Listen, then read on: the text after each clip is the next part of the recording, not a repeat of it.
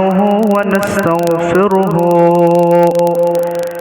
ونؤمن به ونتوكل عليه ونعوذ بالله من شرور أنفسنا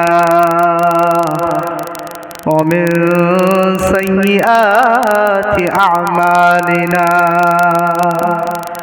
من يهده الله فلا مضل له ومن يضلله فلا هادي له ونشهد أن لا إله إلا الله وحده لا شريك له وأشهد أن سيدنا وسندنا وحبيبنا وطبيب قلوبنا ومولانا محمدا عبده ورسوله أما بعد فقد قال الله تبارك وتعالى في كلامه المجيد وفي الفرقانه الحميد فأعوذ بالله من الشيطان الرجيم بسم الله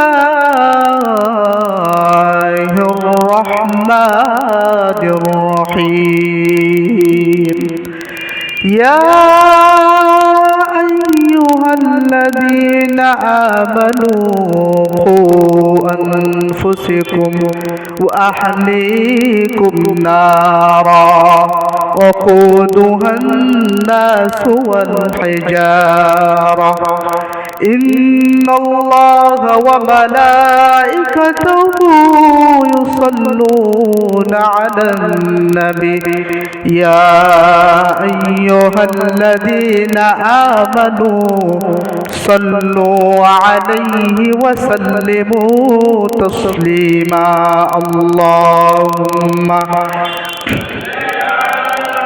سيدنا مولانا محمد وعلى آله سيدنا مولانا محمد والشهر محبت जहाँ मुस्तफा है वही घर बनाने का जी चाहता है वो सोने से कंकर वो चांदी से माटी नजर में बसाने का जी चाहता है जिहादे मुहब्बत की आवाज़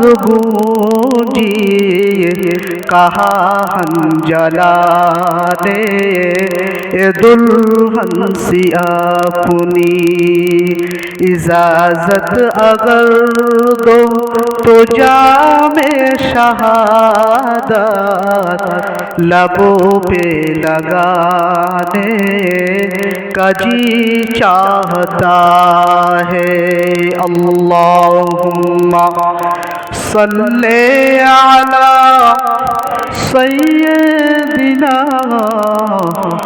मौलाना मुहम्मद वअला आले सय्यदिना मौलाना मुहम्मद सदक़ल्लाहुल अज़ीम। समस्त प्रशंसा आराधना से महान पाक रब्बुल आलमीনের শাহী দরবারে যিনি অক্ষয় অপয় এক অদ্বিতীয়, যিনি আমাদেরকে ভালোবেসে প্রত্যেক সপ্তাহ ন্যায় সপ্তাহে পবিত্র জুমার নামাজ আদায়ের জন্য একত্রিত করেছেন। এই জন্য সকলেই সমবেত কণ্ঠে তার শাহী দরবারে শুকরিয়া জ্ঞাপন বলি আলহামদুলিল্লাহ। পরের পর্যায়ে নিখিল বিশ্বের অনুপম সৃষ্টি নূর নবী পুণ্যের ছবি, উভয় জগতের কান্ডারি। তিনি আর কেউ নন, আমার আপনার নবী, দয়ার নবী হযরত মুহাম্মদ রাসূলুল্লাহ সাল্লাল্লাহু আলাইহি ওয়াসাল্লাম। আমার প্রিয় মুসল্লি ভাইয়েরা, আজ জামাদিউল উলার শেষ জুমা। এই জুমায় আমরা যে বিষয়ে আলোচনা করব, যে আমাদের প্রত্যেককে নিজের পরিবার বর্গকে জাহান্নামের আগুন থেকে বাঁচাতে হবে। আমাদের নিজেদের পরিবার, স্ত্রী, সন্তান, সন্ততি সকলকেই জাহান্নামের আগুন থেকে বাঁচাতে হবে। আল্লাহ রাব্বুল আলামিন সূরা তাহরীমের 6 নম্বর আয়াতের মধ্যে আল্লাহ রাব্বুল ইজ্জত বলেন, ইয়া আইয়ুহাল্লাযীনা আমানু কু আনফুসাকুম ওয়া আহলিকুম নারা ওয়াকুদুহা আন-নাস ওয়াল হিজারা। আল্লাহ রাব্বুল আলামিন বলে, হে ঈমানদারগণ, তোমরা নিজেদেরকে এবং নিজেদের পরিবার বর্গকে সেই জাহান্নামের আগুন থেকে বাঁচাও যার জ্বালানি হবে মানুষ এবং পাথর। তোমরা সেই জাহান্নামের আগুন থেকে বাঁচাও নিজেদেরকে এবং নিজেদের পরিবার বর্গকে, যেই জাহান্নামের জ্বালানি হবে মানুষ এবং পাথর। আল্লাহ রাব্বুল ইজ্জত এই আয়াতের মধ্যে সমস্ত মুসলিম অভিভাবকদেরকে দুটি জিনিসের আদেশ করেছেন। একটা আদেশ করেছেন অভিভাবকদের বিষয়, তোমরা প্রথম নিজেকে জাহান্নামের আগুন থেকে বাঁচাও, এক। দ্বিতীয়, নিজেদের পরিবার বর্গকে জাহান্নামের আগুন থেকে বাঁচাও। মুফাসসিরে কেরামগণ বলেন যে নিজেকে জাহান্নামের আগুন থেকে বাঁচাবো, এর মানে কি? এর মানে হলো এটাই যে আল্লাহ রাব্বুল আলামিনের হুকুম আহকামগুলির জ্ঞান নিজেকে অর্জন করা, শরীয়তের হুকুম আহকামের জ্ঞানগুলি অর্জন করা এবং সেটাকে তার উপরে আমল করার নাম হলো নিজেকে জাহান্নামের আগুন থেকে বাঁচানো। অর্থাৎ গুনাহের কাছ থেকে দূরে থেকে বেশি বেশি সৎ কাজ করা। আর পরিবার বর্গকে জাহান্নামের আগুন থেকে বাঁচাবো, এর মানে হলো তাদেরকে আল্লাহ তাবারক তাআলার আদেশ এবং নিষেধকে মেনে চলতে বাধ্য করা, হালাল ও হারামের জ্ঞান তাদেরকে শিক্ষা দেওয়া, শরীয়তের বিশেষ প্রয়োজনীয় জ্ঞান তাদেরকে শিক্ষা দেওয়া। হচ্ছে কি? নিজের পরিবার বর্গকে জাহান্নাম থেকে বাঁচানো। আমার প্রিয় মুসল্লি ভাইরা, যখন এই আয়াত অবতীর্ণ হওয়ার পরে ওমর ইবনে খাত্তাব রাদিয়াল্লাহু তাআলা আনহু আল্লাহ রাসূল সাল্লাল্লাহু আলাইহি ওয়াসাল্লামের দরবারে গিয়ে বললেন, ইয়া রাসূলুল্লাহ, ইয়া হাবিবাল্লাহ, জাহান্নামের আগুন থেকে তো নিজেদেরকে আমরা বাঁচাতে পারি।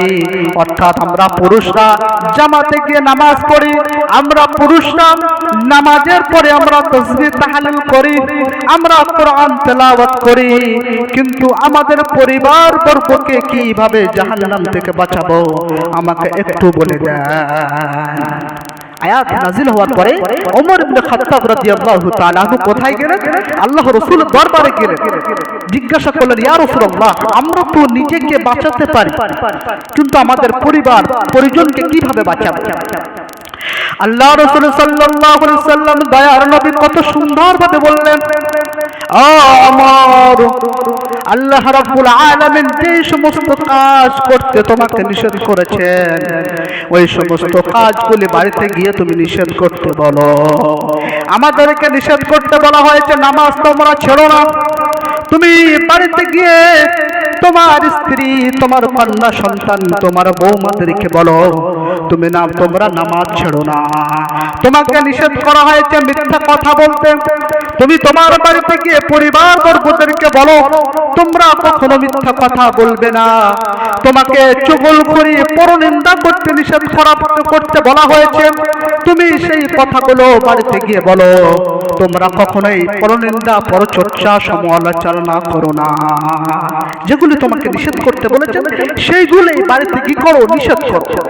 আর যে সমস্ত কথাগুলো, যে সমস্ত কাজগুলো আল্লাহ রাব্বুল আলামিন তোমাকে করতে আদেশ করেছেন, যেমন তোমাকে বলা হয়েছে তুমি 5 ওয়াক্ত নামাজ সময় মতন আদায় করো, ঠিক তেমনি ভাবে তুমি বাড়িতে গিয়ে বলো তোমার স্ত্রীকে, তোমার কন্যা সন্তানকে, তোমার বৌমাদেরকে বলো, যখন মুয়াজ্জিন আযান দেবে হাইয়া আলাস সালাহ হাইয়া আলাল ফালাহ, তোমরা তখন সমস্ত কাজকে ফেলে রেখে দিয়ে নামাজের পাটিটা নিয়ে তোমরা নামাজের মধ্যে দাঁড়িয়ে যাবে।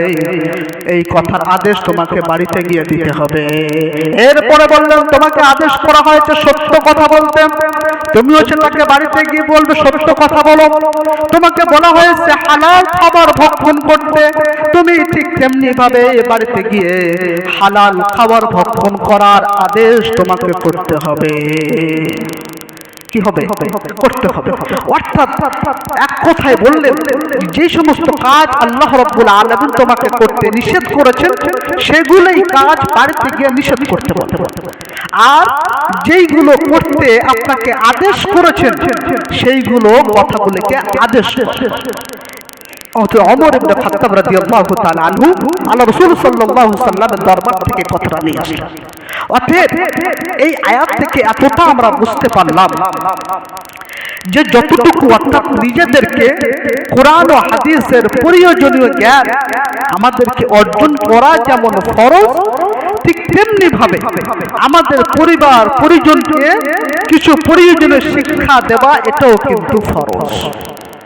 প্রয়োজনীয় শিক্ষা বলতে আমি যাতে আমি ফরজগুলোকে জানতে পারি, আমি যাতে ওয়াজিবগুলোকে জানতে পারি, আমি হালাল ও হারামকে জানতে পারি, আমি গুনাহ সমূহকে জানতে পারি, এই বিশেষ প্রয়োজনীয় জ্ঞানগুলোকে অর্জন করা আমার নিজের জন্য ফরজ এবং তার উপরে আমল করাটাও ফরজ। ঠিক তেমনি ভাবে আমার পরিবার, আমার স্ত্রী, আমার কন্যা, আমার সন্তান, তাদেরকেও কি তাদেরকেও এই শিক্ষাটা দেওয়াও কিন্তু ফরজ। শিক্ষা দেওয়া কি ফরজ। আমার প্রিয় মুসল্লি ভাইয়েরা, আল্লাহ রাসূল সাল্লাল্লাহু আলাইহি ওয়াসাল্লাম এই আয়াতের ব্যাখ্যায় রুহুল মাআনির মধ্যে বললেন, যেই ব্যক্তির পরিবার বর্গ শরীয়ত সম্পর্কে মূর্খ, যেই ব্যক্তির পরিবার বর্গ শরীয়ত সম্পর্কে মূর্খ, কঠিন কিয়ামতের দিন তাকে শাস্তি গ্রহণ করতে হবে। হাদিসের মধ্যে সহিহ বুখারীর হাদিস 7138 নম্বর হাদিসের মধ্যে আল্লাহ রাসূল সাল্লাল্লাহু আলাইহি ওয়াসাল্লাম বললেন, আর রাজুলু রাইন আলা আহলি বাইতিহি ওয়া হুয়া মাসউলুন রাইয়াতিহি। একটা বাড়ির মালিক হচ্ছে পরিবারের রক্ষক। বাড়ির মালিক কি? পরিবারের রক্ষক। তাকে তার অধীনস্থদের বিষয়ে, তার পরিবারের বিষয়ে তাকে জবাবদিহি করতে হবে। অর্থাৎ আমাদেরকে সাধ্য মতন এটা চেষ্টা করা দরকার যে নিজে তো শিক্ষা অর্জন করবই, সাথে সাথে নিজের পরিবার, নিজের পরিজনকে তাদেরকে ইহকাল এবং পরকাল উভয় কল্যাণের প্রচেষ্টা করা। কিন্তু দুনিয়ায় একটা আফসোসের কথা, দুনিয়ায় কিন্তু আমরা নিজের সন্তানকে উন্নতি করার জন্য দুনিয়ায় কিভাবে সে নিজের পায়ে দাঁড়াবে সেদিকে লক্ষ্য করে আমরা সন্তানের কিন্তু কি করি, একটা দুনিয়ায় একটা ব্যবসার লাইন দেখিয়ে আমরা দোকান দেখে দেই। আমরা যারা ভেড়ি করি সন্তানদেরকে ভেড়ির পরিচালনা করার শিক্ষা দিয়ে দেই। আমরা আড়তে মাছ ব্যবসা করি, মাছের কারবার কিভাবে করতে হয় সেটাকে আমি আমার সন্তানদের খুব সুন্দরভাবে বুঝিয়ে দিই। দুনিয়া কিন্তু আমার সন্তান কোরআনের দিক থেকে পিছিয়ে, কোরআনের শিক্ষা থেকে পিছিয়ে, নবীর হাদিসের শিক্ষা থেকে পিছিয়ে আমার সন্তান যাচ্ছে জাহান্নামের দিকে। আমরা কিন্তু ওই শিক্ষাটি নিয়ে থাকি না, ওই ফিকির আমরা করি না। আজকে অনেক হাজী সাহেব যারা নিজেরা নামাজ পড়তে আসে কিন্তু তাদের পরিবারের কি খবর টোটালি কোনো খবরই নেই। যে আমার স্ত্রী নামাজ পড়ছে কিনা, আমার সন্তান নামাজ পড়ছে কিনা, আমার কন্যা সন্তান তারা পর্দার ভিতরে আছে কিনা, কিন্তু আমরা এগুলো ফিকির করি না, এগুলো আমরা ফিকির করি না।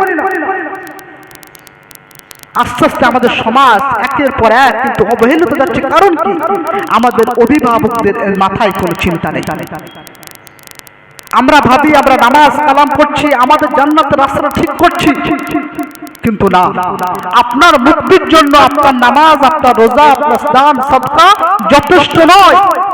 যতক্ষণ না পর্যন্ত আপনি আপনার পরিবারকে, আপনি আপনার স্ত্রী সন্তানদেরকে কোরআনের শরীয়তের শিক্ষা দিচ্ছেন, তার উপরে আমল করার জন্য উদ্বুদ্ধ করছেন, ততক্ষণ না কিন্তু আপনি তার মুক্তি পাবেন, আপনি রেহাই পাবেন না। এই জন্য সমস্ত অভিভাবকদেরকে আল্লাহ রাসূল সাল্লাল্লাহু আলাইহি ওয়াসাল্লাম বললেন, আর রাজুলু রাইন আলা আহলি বাইতিহি ওয়া হুয়া মাসউলুন রাইয়াতিহি। প্রত্যেকটা বাড়ির অভিভাবক হচ্ছে পরিবারের রক্ষক। তাদেরকে কাল কিয়ামতের দিন জিজ্ঞাসা করা হবে তোমার পরিবারের বিষয়, তোমার বিষয় জিজ্ঞাসা করা হবে। তখন আপনি কোথায় যাবেন? আপনি নামাজ পড়তে আসছেন, আপনি আপনার পরিবারকে কোনদিন বলেন তুমি নামাজ পড়ে নাও? আপনি আপনার সন্তানদেরকে বলেন না যে চল খোকা নামাজ পড়ে আসি, মসজিদে আযান হয়ে গেছে। আপনি একটা কথা, সমাজে একটা কথা প্রচলন আছে যে ছেলের 12 বছর হয়ে গেছে, ছেলের হিসাব ছেলেই দেবে। এটা ভুল, এটা ভুল ধারণা মানুষের, যে 12 বছর হয়ে গেলে তার হিসাব সেই দেবে, এটা কিন্তু ভুল ধারণা।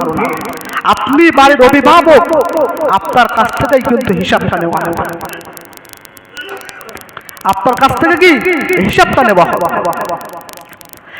কারণ আল্লাহ রাব্বুল আলামিন নবী মুহাম্মদ রাসূলুল্লাহ সাল্লাল্লাহু আলাইহি ওয়াসাল্লামকে হুকুম করেছেন, আদেশ করেছেন, তিনি যেন নিজের পরিবার পরিজনকে নামাজের আদেশ করেন এবং তিনিও যেন নামাজের উপরে তাকে অটুট থাকে। সূরা তাহা 132 নম্বর আয়াতের মধ্যে বলেন, ওয়াহমুর আহলাকা বিসসালাতি ওয়াসতাবির আলাইহা লা নাসআলুকা রিজকা নাহনু নারযুকুকা ওয়াল আকিবাতু লিত্তাকওয়া।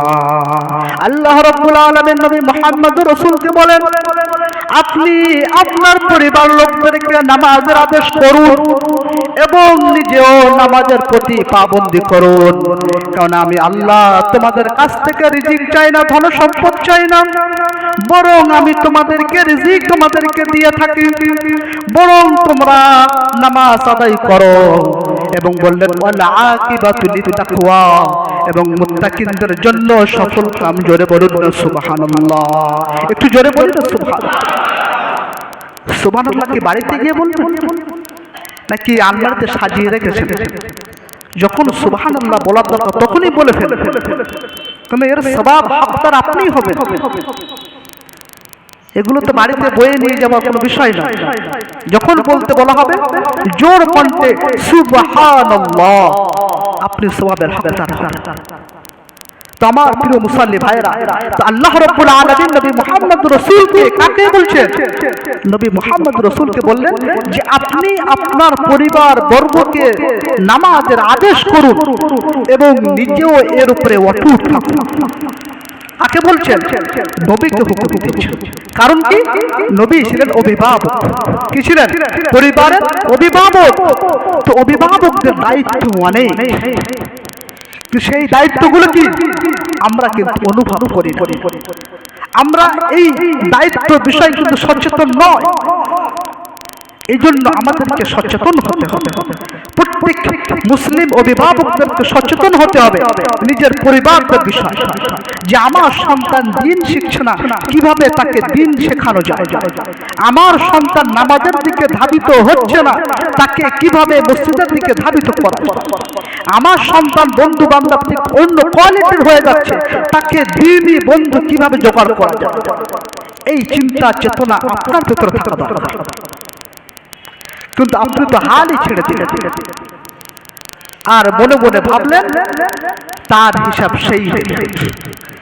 আল্লাহ রাসূল সাল্লাল্লাহু আলাইহি সাল্লাম সুনানে আবু দাউদ 495 নম্বর হাদিসের মধ্যে বলেন, মুরু আওলাদাকুম বিস-সালাহ ওয়া হুম আবনাউ সাব'i সিনিন ওয়াজরিবুহুম আলাইহা ওয়া হুম আবনাউ 'ashrin ওয়া ফারিকু বাইনাহুম ফিল মাযাজি। আল্লাহ রাসূল সাল্লাল্লাহু আলাইহি সাল্লাম বলেন, যখন তোমার সন্তানের বয়স 7 বছর হয়ে যাবে তখন তাকে নামাজের দিকে নিয়ে আসো, নামাজের কথা বলো। যখন তোমার সন্তানের 10 বছর বয়স হয়ে যাবে তখন প্রয়োজনে নামাজের জন্য তাকে মারধর করো। এবং বললেন,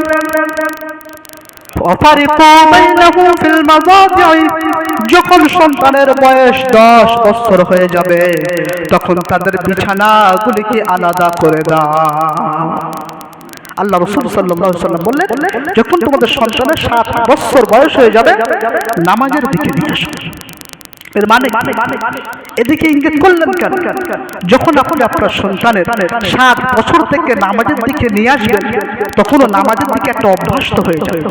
যখন তার প্রতি নামাজ ফরজ হয়ে যাবে তখন নামাজটাকে আর ভারী মনে হবে না, অটোমেটিকলি অভ্যস্ত হয়ে যাবে। কিন্তু যখন আমরা এই 7 বছর বয়সের শিক্ষা যখন আমরা দেব না, মসজিদের দিকে নিয়ে আসবো না, নামাজের কথা বলবো না, যখন বলবো তো বাচ্চা আছে একটু বড় হোক, এই কারণে যুবকদের মধ্যখানে এত লজ্জা। যুবকরা কেন মসজিদে আসতে চায় না? এই কারণে তো আসতে চায় না, তাদের মসজিদে আসতে লজ্জা করে। তারা আর বন্ধুগুলো তো আসে না, মাথায় টুপি দিয়ে জুমা বার ছাড়া অন্য 5 ওয়াক্ত নামাজে আসতে তাদের লজ্জা বোধ হয়। কারণ তাদের কথা আমরা শিক্ষা দেইনি, তাদের কথা ছোটবেলায় নামাজের কথা আমরা বলিনি। অবশ্যই তাদের নামাজটা ভারী হবে, অবশ্যই কি ভারী হবে। কিন্তু অনেকের বাচ্চাদেরকে বললে দেখা যায় যে তোমরা নিজের সন্তানকে দিনই কেন শিক্ষা দাও না? তখন একটাই উত্তর আসে, হুজুর পরিবেশ খুবই খারাপ, সন্তান আমাদের কথা নেয়, সন্তান বাপ মার কথা নেয়, পরিবেশ খারাপ হয়ে গেছে। শুনুন অভিভাবক, এটা আপনার একটা ভুল ধারণা। কোন পিতা মাতা যদি নিজের সন্তানকে দিনই শিক্ষা দিতে চায়, যতই পরিবেশ খারাপ হোক না কেন তার বাচ্চা অবশ্যই মানুষ হবে। এই আয়াত অর্থাৎ সূরা তাহরিমের 6 নম্বর আয়াতের মধ্যে ইঙ্গিত করেছেন জাহান্নামের আগুন থেকে বাঁচানোর জন্য। অর্থাৎ এই আগুন থেকে এই দিকে ইঙ্গিত করা হয়েছে যে পিতামাতা যেন সন্তানদেরকে গুনাহ থেকে এমন ভাবে বাঁচায় যাতে আগুন থেকে নিজের সন্তানকে বাঁচিয়ে রাখে। এখন উদাহরণস্বরূপ একটা উদাহরণ দিই। এখানে একটা বড় আগুনের অগ্নিকুণ্ড জ্বালানো হলো, আর এই অগ্নিকুণ্ডের মাঝে যদি কেউ ঝাঁপ দেয় সে আগুনে পড়ে সারখার হয়ে যাবে, পুরে মারা যাবে। এখন আপনার সন্তান ওই আগুনের দিকে যাচ্ছে, আপনি কি এখানে দাঁড়িয়ে দাঁড়িয়ে বলবেন যে খোকা ওই আগুনে ঝাঁপ দিস না, ঝাঁপ দিলেই কিন্তু মরে যাবে? এখন সন্তান পিতামাতার কথা অপেক্ষা করে মাল না মেনে আগুনের দিকে যেতেই লাগলো। এখন কোনো বাপ মা কি চাইবে দাঁড়িয়ে দাঁড়িয়ে তাকে নসিহত করবে, নাকি তাকে আপ্রাণ চেষ্টা করেও বাঁচাবে? কোনটা? কথা বলো, আপ্রাণ চেষ্টা করে তাকে বাঁচাবে না? বাঁচাবে তো? নাকি মুখে এরকম বলবে যে তুমি ওই আগুনে ঝাঁপ দিও না, আগুন ঝাঁপ দিলে তুমি কিন্তু জ্বলে পড়ে ছারখার হয়ে যাবে? কোনো পিতামাতা কিন্তু চাইবে না। পিতামাতা চাইবে নিজের আপ্রাণ চেষ্টা করে সন্তানকে আগুন থেকে বাঁচাবে। তাই হয় তাহলে আমাদের সন্তানগুলি কিন্তু সেই জাহান্নামের পথের দিকে কিন্তু হাঁটতে চলেছে, আমাদের যুব সমাজ কিন্তু সেই দিকেই হাঁটতে চলেছে। আজকের অনেকের শিকায়ত আসে যে সন্তান বাপ মার কথা শোনে না, অবাধ্য। অবাধ্য তো হবেই। যখন আপনি তাকে দ্বীনি শিক্ষা দিলেন না, দ্বীনি শিক্ষা না পাবার কারণে সে তো আল্লাহর ইবাদত থেকে গাফিল হচ্ছে, আর শিক্ষা না থাকার কারণেই বাপ মা তো অবাধ্য করবেই, তো স্বাভাবিক কথা। ঘটনা মনে পড়ে যে আব্দুল্লাহ ইবনে আমর রাদিয়াল্লাহু তাআলা আনহুর কাছে এক ব্যক্তি শিকায়ত নিয়ে আসলেন যে আমার সন্তান আমাকে অবাধ্য, আমার কথা শোনেন। ওমর ইবনে খাত্তাব রাদিয়াল্লাহু তাআলা আনহু বললেন, আচ্ছা তাহলে তোমাকে সন্তানকে ডাকা হোক। সন্তানকে ডাকলেন ওমর ইবনে খাত্তাব, এসে বললেন, আমিরুল মুমিনিন বলুন কি হয়েছে? বলল, তোমার পিতা তোমাকে নিয়ে নালিশ করেছে, তুমি নাকি বাপমার অবাধ্য, তুমি পিতাকে নাকি অবাধ্য কথা শোনো। তখন এই যুবক অর্থাৎ ছেলে আমিরুল মুমিনিনকে বললেন, আমিরুল মুমিনিন, আমার পিতার উপরে কি সন্তানের কোনো হক আছে কি? অবশ্যই হক আছে। পিতার উপরে ছেলের জন্য তিনটি হক। এক নম্বর হচ্ছে তার মা সম্ভ্রান্ত পরিবারের হতে হবে, নেক পরিবারের, নেক হতে হবে। দুই নম্বর, সন্তান হলে তাকে ভালো নাম রাখতে হবে। তিন নম্বর, তাকে দ্বীন শিক্ষা দিতে হবে। ওমর ইবনে খাত্তাব ছেলেকে এই তিনটি হক শুনিয়ে দিলেন। তারপরে ছেলে বললেন, আমিরুল মুমিনিন, আমার মা কিন্তু নেককার না, আমার মা হচ্ছে কি একটা কৃতদাসী। দ্বিতীয় নম্বর, আমার পিতা আমাকে কোনোদিন ভালো নাম রাখেনি। তৃতীয় নম্বর, আমাকে দ্বীন ইসলাম অথবা শরিয়াত আমাকে কোনো কিছু শিক্ষাই দেয়। ওমর ইবনে খাত্তাব রাদিয়াল্লাহু তাআলা আনহু রাগান্বিত হয়ে বাপকে বললেন, তুমি তোমার ছেলের নামে নালিশ করতেছো, তুমি তো নাফরমানি করেছো, তুমি আর তৃতীয়বার আমার সম্মুখে আসো। এই বলে তাকে ধিক্কার দিয়ে তাড়িয়ে দিল। এখন আমার বলার উদ্দেশ্য এটাই যে আমাদের সমাজের মধ্যে প্রথম শর্তটা বাদ দিয়ে দিচ্ছি, দ্বিতীয় শর্ত যে ভালো নাম। আমাদের সমাজে কিন্তু প্রত্যেকের নাম কিন্তু ভালো নাম রাখা আছে। তারপরেও কিছু সমাজ দেখছি কাউকে ডাকছে টুটুল বলে, কাউকে ডাকছে টিপু বলে, কারুর নাম বিলু, কারুর নাম টুটুল, কারুর নাম হানি, সানি, বুলেট, মানে এইভাবে নাম ধরে কিন্তু আমাদের সমাজের মধ্যে ডাকাডাকি হচ্ছে। তা আমরা তো মুসলমান, আমাদের কি এটা করা উচিত না অনুচিত? আমাদের তো প্রত্যেকের একটা ভালো নাম আছে। আপনারা জানেন না? অবশ্যই জানেন যে কাল কিয়ামতের দিনে প্রত্যেককে নিজের নাম এবং তার পিতার নাম ধরে কে আহ্বান করা হবে, ডাকা হবে। আর দুনিয়ায় যদি আপনার নাম থাকে টুটুল, বিলু, টিপু, আহা মুসলমান, এটাকে পরিবর্তন করতে হবে। এটাকে আমাদেরকে পরিবর্তন করতে হবে। প্রত্যেকের ভালো নাম দিয়ে কিন্তু ডাকতে হবে। কেউ যখন আপনাকে নাম ধরে ডাকবে, আপনি বলে দেবেন যে আমার নাম কিন্তু এটা নয়, আমার নাম মুজাহিদ, আমার নাম আব্দুর রহমান, আমার নাম আব্দুল সামাদ, আমার নাম আব্দুল খালেক। এটা সমাজে একটু প্রচলন করুন।